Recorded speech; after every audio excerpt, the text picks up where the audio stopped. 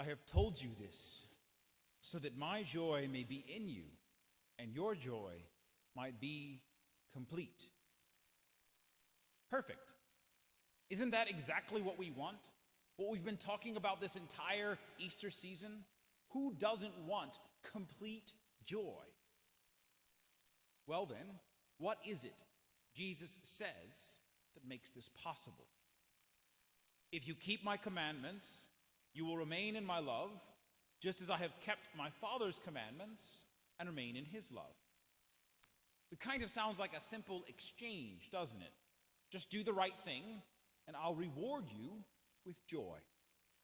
Sort of like, do your job, and I'll pay you. Do your homework, I'll give you the grade. That's not completely wrong.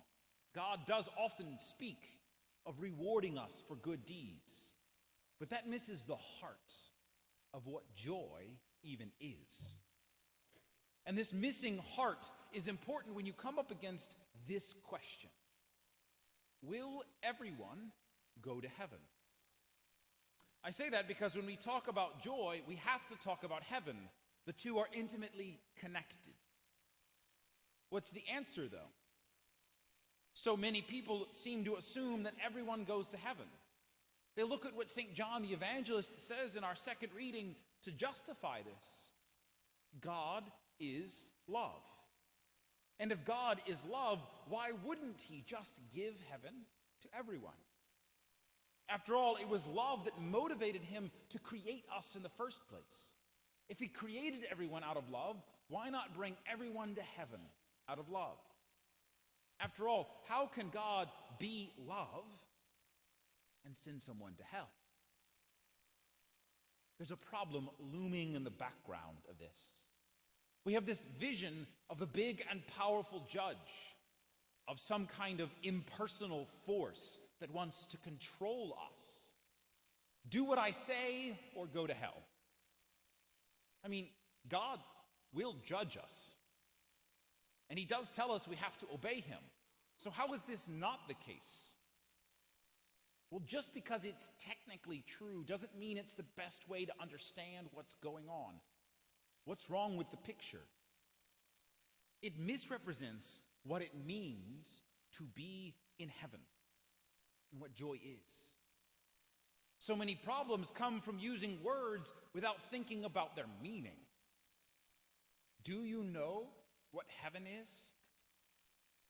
It's the place where God's will is always followed perfectly. If a person doesn't like doing God's will, would they even want to go to heaven? But why is it always about God's will? How is it not just another way of saying God wants to control us? Well, because control implies selfishness, and it implies taking away freedom. And what Jesus says here can seem to make it worse. I no longer call you slaves, as apparently he must have done before. If we were slaves before, it means we had no freedom, right? But how do we move from being slaves to friends, according to Jesus? You are my friends if you do what I command you. So first we're slaves, which means we have to do what the master says. But the way to stop being slaves is to do what the master says. How does this make sense? The key is the next line. Because I have told you everything I have heard from my Father.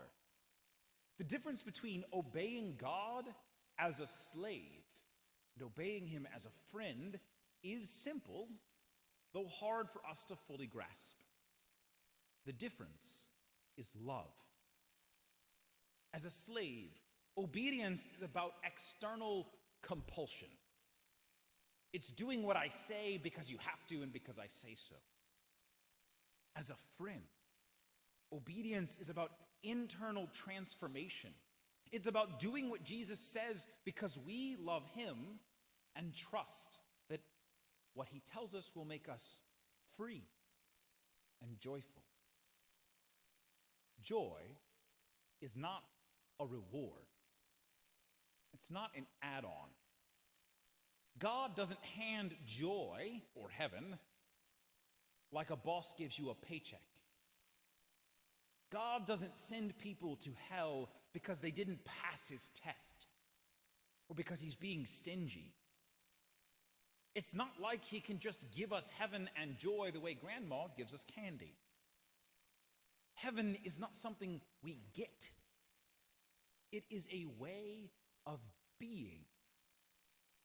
Joy grows from inside. It comes from being a certain kind of person. Being in heaven, where joy is eternal, is more about who we are than what we have.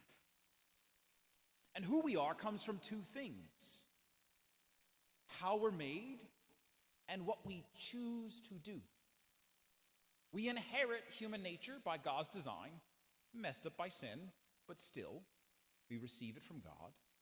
And then we choose who to become by our habits, by accepting grace. This is why obeying God is not about taking away our freedom. God is love. What is love? It is to will, to choose the good of another. It is an objective reality, choosing what is good, not just what feels good. God's commands are literally for our own benefit. God needs nothing from us, and we couldn't hurt him unless he lets us, which he does. God's nature is love. He cannot help but want what is best for us. It has nothing to do with ego or control or insecurity. Simply because he exists as love, he wants what's best for us. And what is best for us? What is best for a human being? To be happy, to be full of joy, to be what we're meant to be? What human beings are meant to be is in relationship. A human being who refuses to be in relationship with God goes to hell, not because God is petty and mean, but because being in heaven is by definition being in a good relationship with God. Being joyful is by definition the fruit of a relationship. Giving someone a piece of paper that calls them a doctor doesn't make them a doctor. What makes them a doctor is being a person who both knows how to heal and chooses to do so. What makes a person joyful is both knowing how to love, to truly love, and choosing to do so. To be in heaven is to do this perfectly and eternally. If someone refuses to learn what real love is and refuses to act on that love, then they can't go to heaven because they themselves choose not to. The reality is that God designed the universe and he designed human beings. And because he is love, he designed human beings to love. St. Peter, in our first reading, visits a pagan Roman centurion and says, God shows no partiality. God's not a racist. Rather, in every nation, whoever fears him and acts uprightly is acceptable to him. Cornelius, this Roman centurion, he fears God. We know because he prays. He acts uprightly. We know because he gives alms to the poor. But Peter is not content with that. Peter orders him to be baptized, to move through reverential fear into a deeper and more personal love, to become a friend of Jesus by being transformed in baptism, to be a friend who obeys him not to get a reward, but because he knows Jesus wants what's best and he wants it too. This is why we insist that being Catholic is the way to get to heaven. We have the most knowledge of who God is, and therefore of what love is. We know this because he told us in Jesus Christ.